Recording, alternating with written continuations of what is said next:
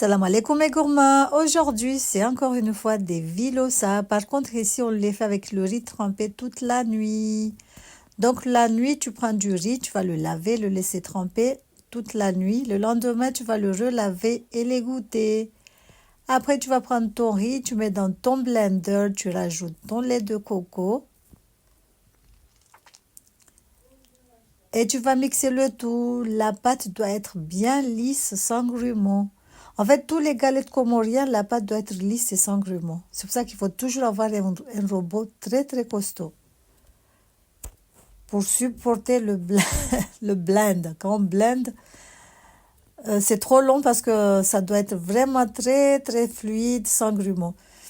Donc, quand tu auras fini de mixer ta pâte, tu la transvases dans un saladier. Moi, j'ai mis dans une casserole, là, comme ça.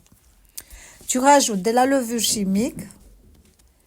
Tu viens, tu mélanges le tout. Ça, c'est la version avec la levure chimique, mais il y a tout plein de vidéos avec la levure boulangère. Tu peux faire les deux si tu veux.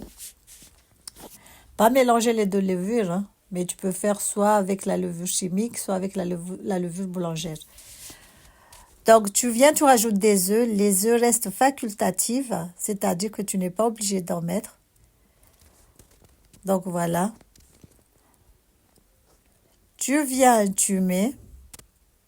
Moi, je le dis toujours dans mes vidéos que la spécialiste des vilosa reste ma tante Mama Sedi à Dedawejo. C'est elle la spécialiste, bismillah mashallah. Elle les faisait trop, trop, trop bien. Donc voilà, tu viens, tu mélanges le tout. Après, tu vas rajouter la cardamome en poudre ou le sucre vanillé ou la vanille. Tu mets l'arôme que tu aimes. Mais comme je vous dis tout le temps, dans toutes les pâtisseries, les gâteaux comoriens, on met toujours de la cardamome en poudre. Moi, j'ai toujours vu faire ça. J'ai jamais vu le sucre vanillé. Quand j'étais petite, je ne connaissais pas le sucre vanillé. Donc voilà.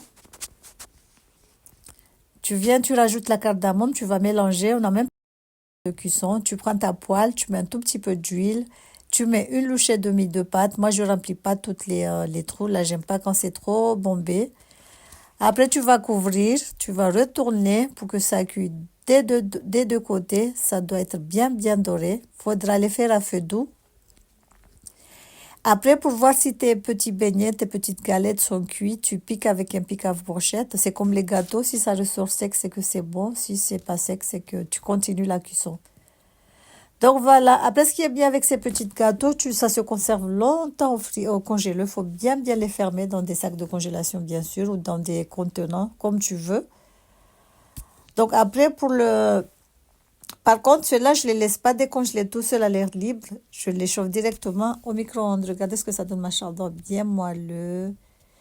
Ça sent trop trop bon la cardamome. Et voilà, ils ont une belle couleur machallah.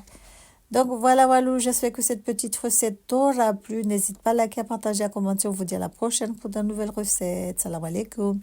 Alors, je te conseille d'enregistrer toutes les recettes pour le Ramadan, Inch'Allah. De toute façon, on en refera d'autres si Dieu nous prête vie d'ici là, Inch'Allah. On en refera beaucoup, beaucoup, beaucoup d'autres.